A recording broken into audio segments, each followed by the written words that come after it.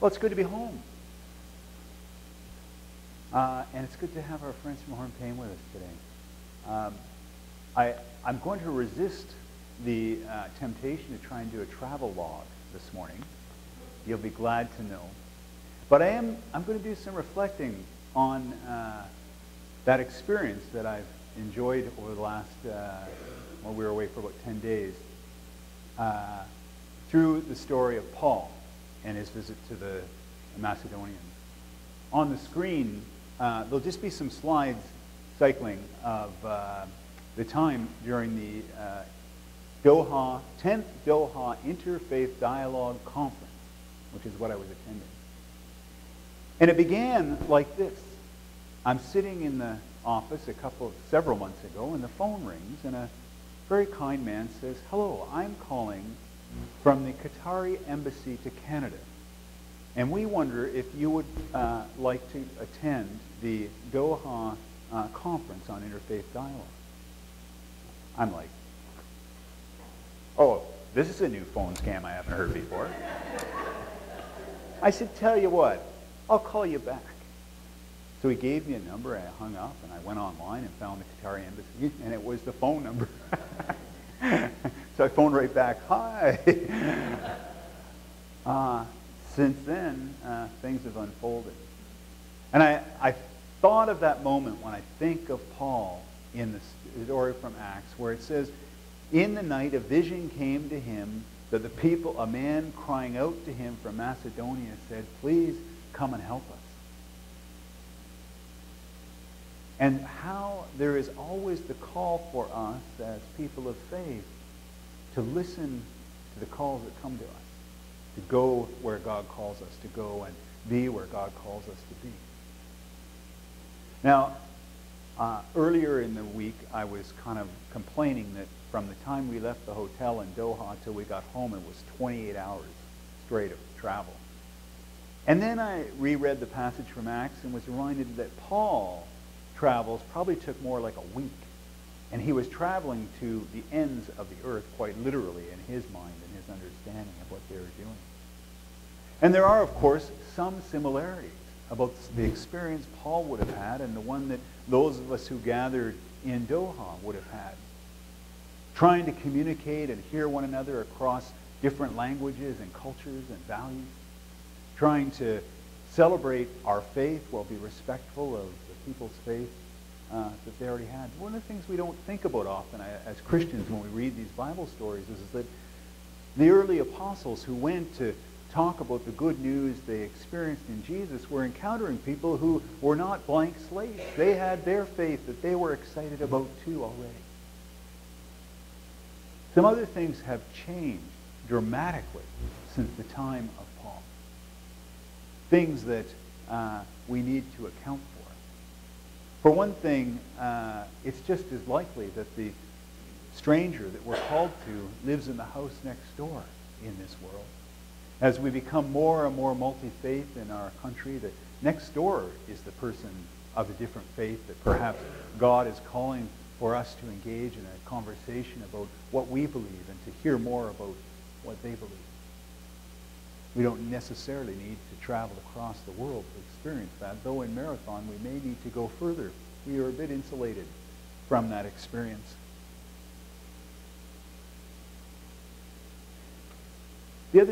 One of the other things that's changed is that when Paul was sharing the good news in Macedonia, Christianity did not yet exist. They were called followers of the way. And it was a marginal group, a sect within Judaism that he was talking about. We are now at a point in history where Christianity has been spread around the world. It is the largest global religion. We're no longer speaking from a place of powerlessness or on the margins. We're often speaking from a place of great power and have committed some acts from that place of power that makes us suspect among people of other faiths. The other thing that's changed dramatically, and this is more recently, is the number one fastest growing response on Census Canada's forms about religion is none. It's the first time historically where the biggest growing religious position is none. And so we have to remember those things when we think about how we enter into dialogue with people of other faiths, be they our next door neighbor or across the world, to understand where we're coming at that from. Well, there's some things that will help with that. Good practices that we need to hold on to while we reach out to others to share our faith. The first is one that probably everyone's familiar with, is that we need to look for what's in common. We need to look for things that we have in common. There's some United churches now that I hear about calling themselves the Golden Rule Church, which means to be part of the church, what you have to do is do unto others as you would have done unto yourself. That's it. To become a part of that community. I mentioned to that someone from England who was at the conference, and he said, well, we're working more on the platinum rule now. I said, the platinum rule? And he says, of course. He says, because not everyone wants us to do unto them what we want. Do unto others what they want you to do unto them. Good point.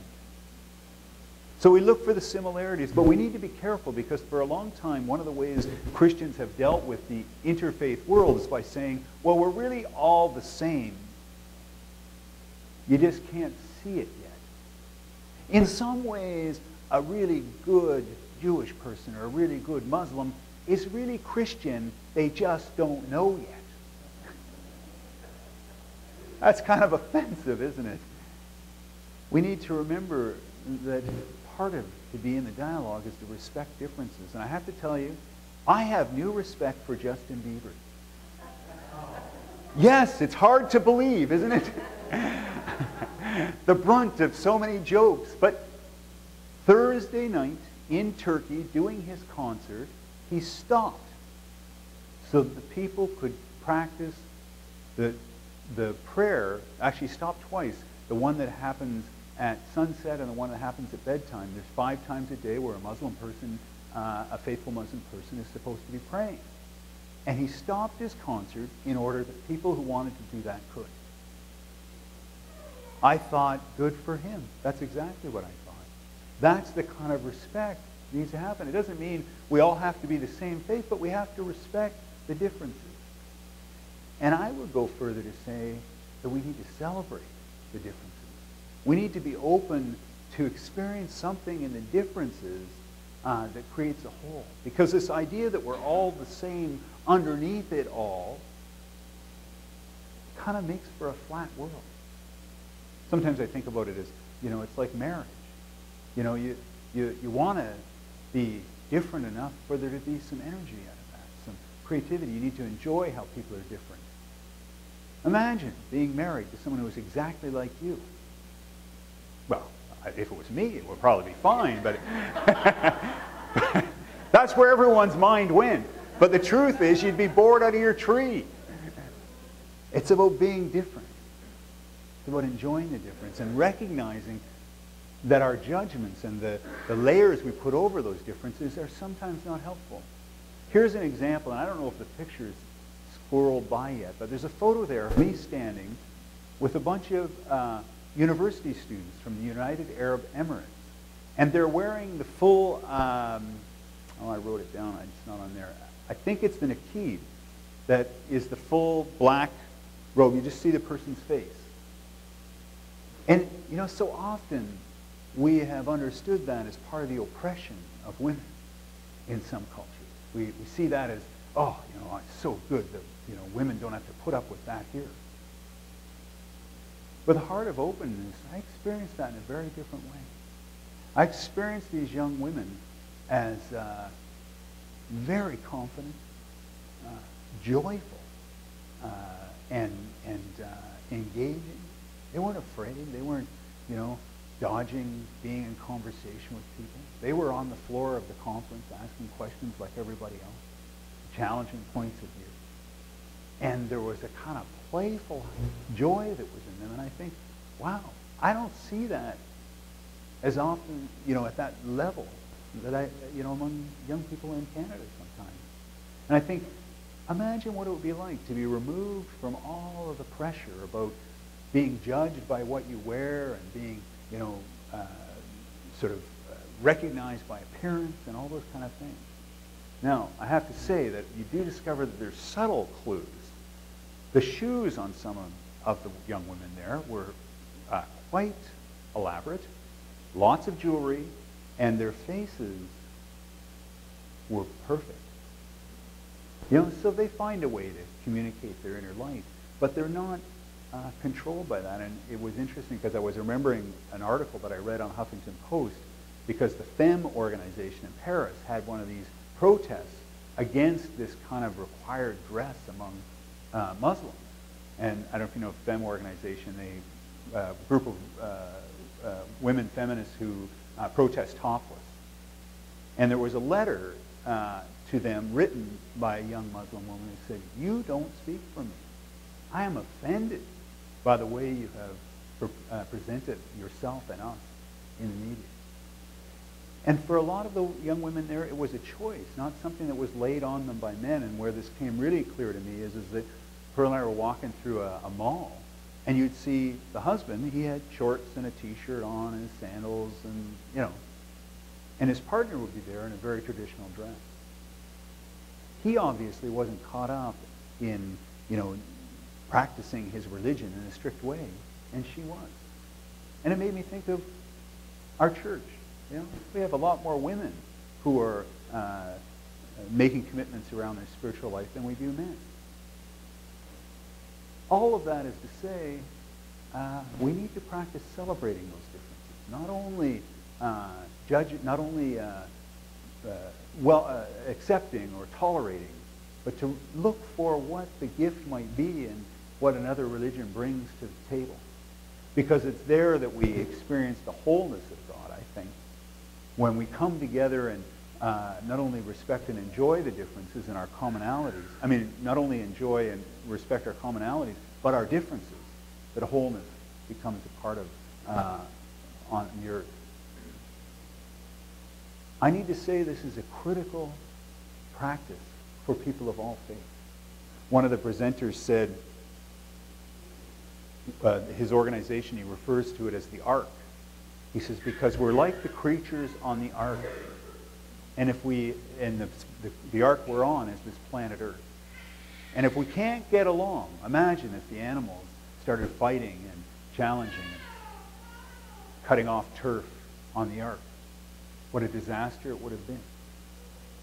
At no point in history has it been more important for us to understand and recognize ourselves as riding on that spaceship Earth together, and how we need to respect and understand each other for human rights, for justice, for peace, for the planet, the environment. If we can't figure out how to get along, how to celebrate our differences, we're going to be in big trouble. And even in small places like here in Marathon, there are ways to do that, ways to find a way to practice that. And I was going to go through those this morning, but I can see the time is passing. And I found out they got a choir started while I was gone too, so I want to sing for you. So I'll only mention one.